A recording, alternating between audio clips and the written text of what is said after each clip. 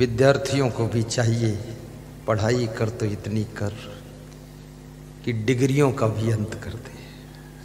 सब डिग्री ले लो, top class करो,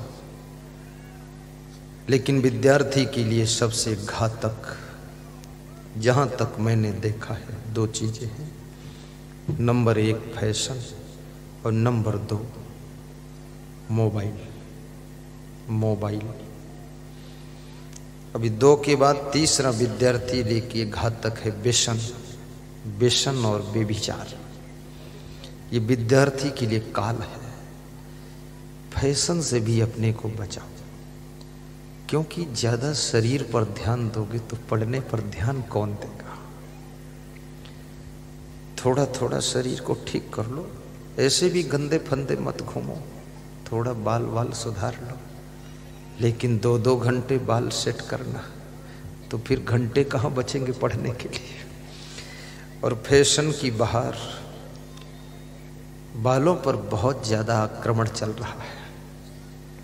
नवयुवक भी बालों का फैशन करते हैं, तो वो तो सब चारों तरफ बाल काट देते हैं, खोपड़ी के बीच में थोड़े से रखते हैं और रुई जैसे उड़ते रहते हैं, और चारों तरफ बाल काट के बाईपास रोड निकाल देते हैं और इशारा दे रहे हैं कि बाईपास रोड बन चुकी है, इधर से गाड़ी पास कर लो। खोपड़ी के बीच में चौराहा है, खोपड़ी में बाल उड़ रहा है। कितने पागल लोग हैं, वो खोपड़ी खराब भी लगती है इधर उधर बाल काटने से।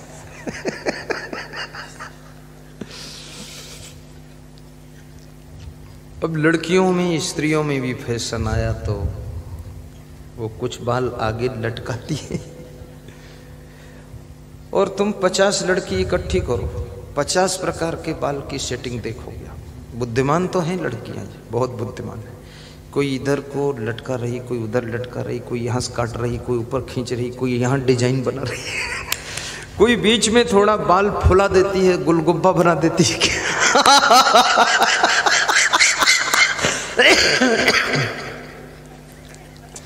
मैं तो देखता हूं तो हंसता हूं कि हद हो गई। जितनी मेहनत इन बालों पर किया, इतनी मेहनत पढ़ने में कर देती तो शायद ये कलेक्टर बन जाती। ऐसे में सब बेटियों से भी खुश हूं, बेटों से भी खुश हूं, नाराज नहीं हूं, लेकिन मेरी इच्छा है ये सब बेटियां सेल्फ डिपेंड हो, इतनी योग्य बने कि अपने पैरों खड़ी हो सके। कहीं फैशन के आकर्षण में इनका समय बर्बाद न हो, व्यसन विलास में इनका समय बर्बाद न हो, मोबाइल में नवयुवक का समय बर्बाद न हो। अपने जीवन में किसी भी चीज को व्यसन न बनने दो, आवश्यकता भर रखो, बस ठीक है। अभी यूनिवर्सिटी, डिग्री कॉलेज के छात्र नशा में भी डूब रहे हैं।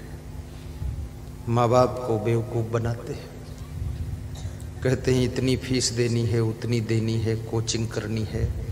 माँ बाप को कोच कर, कोचिंग बता कर 10 हज़ार 20 हज़ार मंगा करके, और वहाँ नशा के चक्कर में फंसे हुए हैं।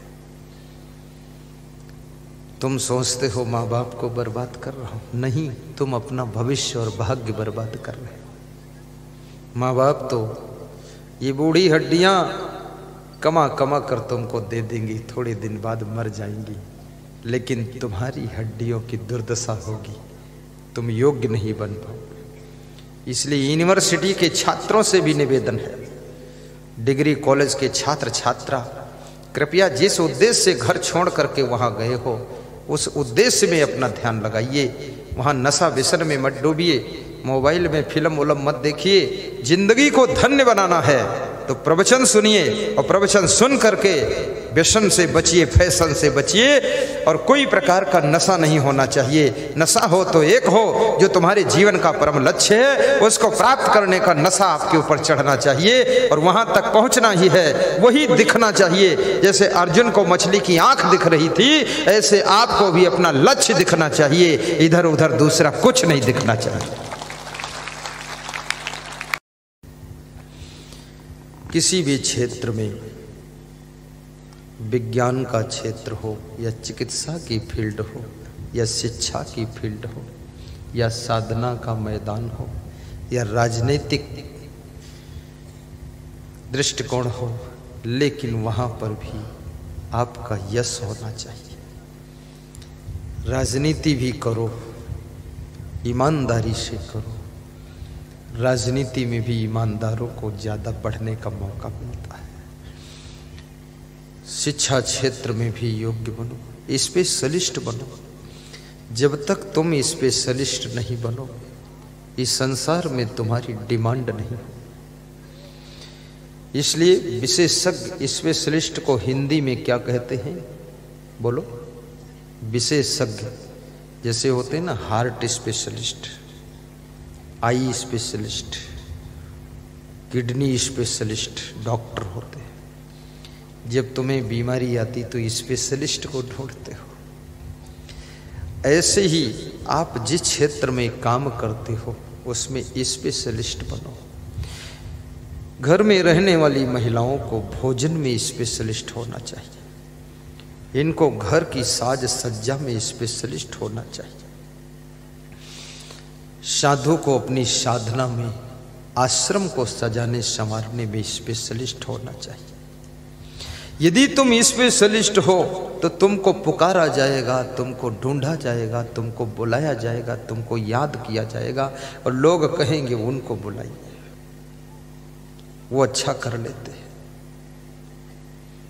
विशेष अंक प्राप्त करिए। बिजनेस करो तो उसमें भी विशेषज्ञता होनी चाहिए। दुकान आपकी सुंदर है, दुकान का सामान सुंदर है और दुकानदार का चेहरा सुंदर है, लेकिन दुकानदार का व्यवहार सुंदर नहीं है, दुकानदार की वाणी मधुर नहीं है, दुकानदार की बातचीत आकर्षक नहीं है, तो दुकान नहीं चलेगी, दुकान आगे डेवलप नहीं होगी। इसलिए आपका व्यवहार भी सुंदर होना चाहिए, बातचीत का ढंग भी आकर्षक होना चाहिए। और किसी भी क्षेत्र में बातचीत का बहुत बड़ा प्रभाव होता है। मनुष्य का विचारों का आदान प्रदान तो बातचीत के माध्यम से ही होता है। इसलिए बातचीत करने का तरीका सीखो। और ये तरीका अगर सीखना है तो आप रामायण, जो रामानंद सागर का सीरियल है ना, उसको सुनो तो उसमें भी तरीका बहुत है। कौन किससे बोलता है, कैसे शब्द हैं, राम कैसे बात कर रहे हैं।